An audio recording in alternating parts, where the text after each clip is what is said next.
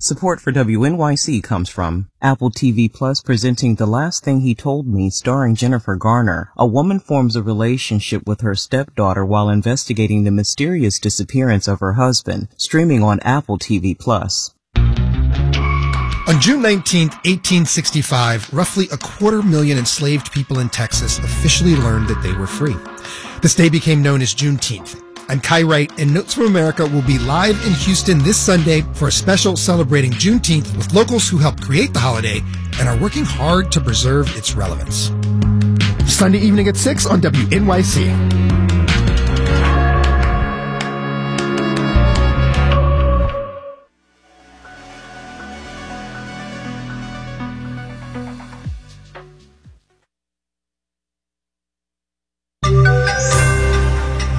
Trash day for junk fees? Marketplace Morning Report is supported by Amazon Business, helping provide a smarter, easier way to get the supplies businesses need to thrive. Amazon Business, your partner for smart business buying. And by Fidelity. A dedicated Fidelity advisor can help create a wealth plan for a full financial picture. Investment minimums apply. Fidelity Brokerage Services, LLC. I'm David Brancaccio. Junk fees. Some see them in the $45 destination fee per night hotel bills or the $25 charge for not booking a plane ticket on the internet. The Biden administration is pressuring companies to stop with surprise or undisclosed or too clever by half charges and to be sure people know in advance the cost of a product or service.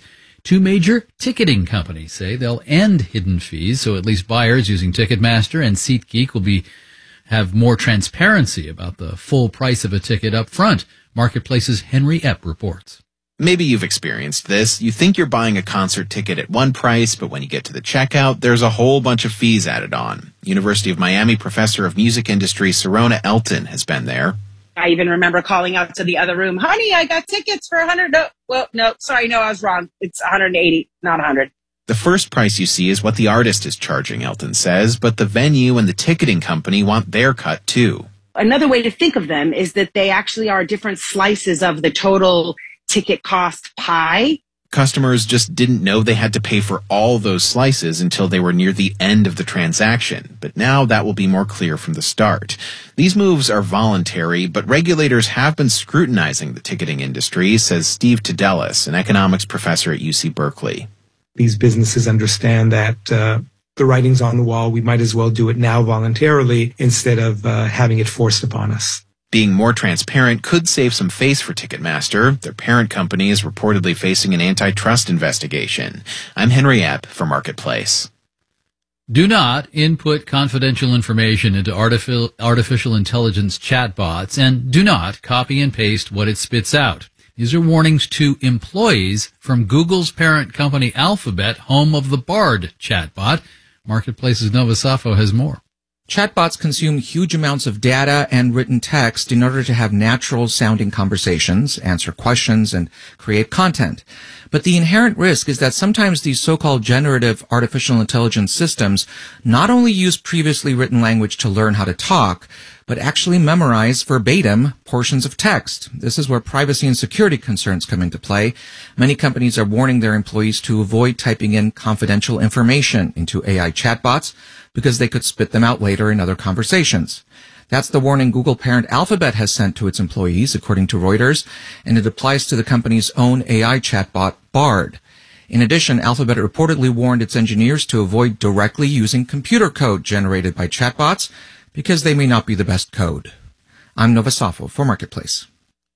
It's also word that Mercedes and Microsoft are going to test ChatGPT in the cars to boost voice assistant capabilities, which means for millennials, Kit from Knight Rider might be right around the corner. For boomers, maybe it's My Mother the Car. And if my memory is correct, Christine in the murderous Plymouth Fury, the Stephen King movie, had no voice, but had a kind of chatbot sentience. Well, let's do the numbers. S&P futures are a little changed. Dow futures are down, but not by much, 16 points. NASDAQ futures are up by 0.1%. The 10-year Treasury yield pretty flat this morning, 3.72%.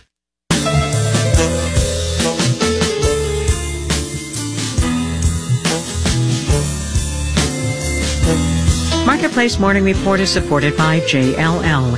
JLL strives to combine technology with global data and local commercial real estate experience to identify opportunities that benefit clients and the community. More at JLL.com. See a brighter way. And by Grammarly, offering Grammarly Business to help companies large and small communicate better and move faster with enterprise-grade generative artificial intelligence. Learn more at Grammarly.com/business. And by Unisys, whose app modernization cloud solutions helps businesses create new cloud-native apps to unlock powerful insights and optimized performance. Unisys, keep breaking through. Now to some economic and social implications of the 7-2 U.S. Supreme Court decision yesterday to let stand the Indian Child Welfare Act, or ICWA. That 40-year-old federal law gives tribal nations a voice in custody proceedings involving Native children. It aims to keep them connected to their families and communities. Marketplace's Savannah Marr has our report.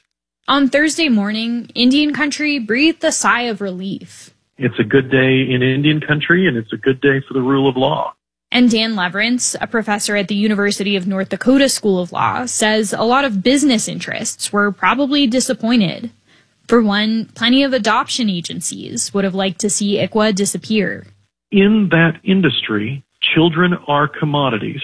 And ICWA prevents agencies from making money from the adoption of Native children. Part of what Leverance says made the law necessary to begin with.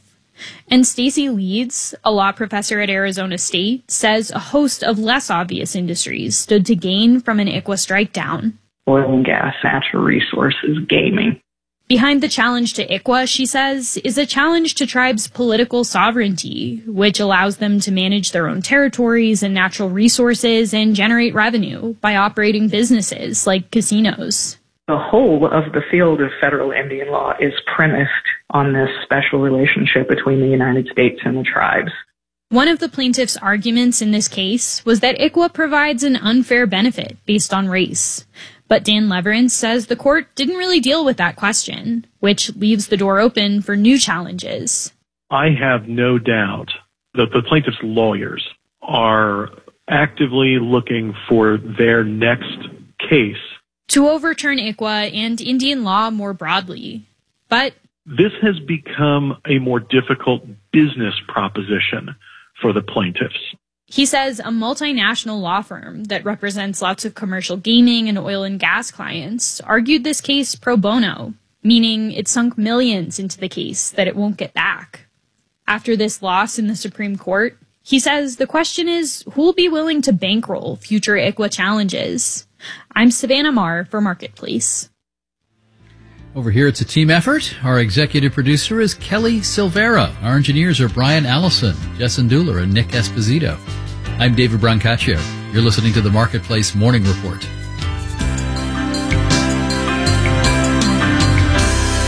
From APM, American Public Media.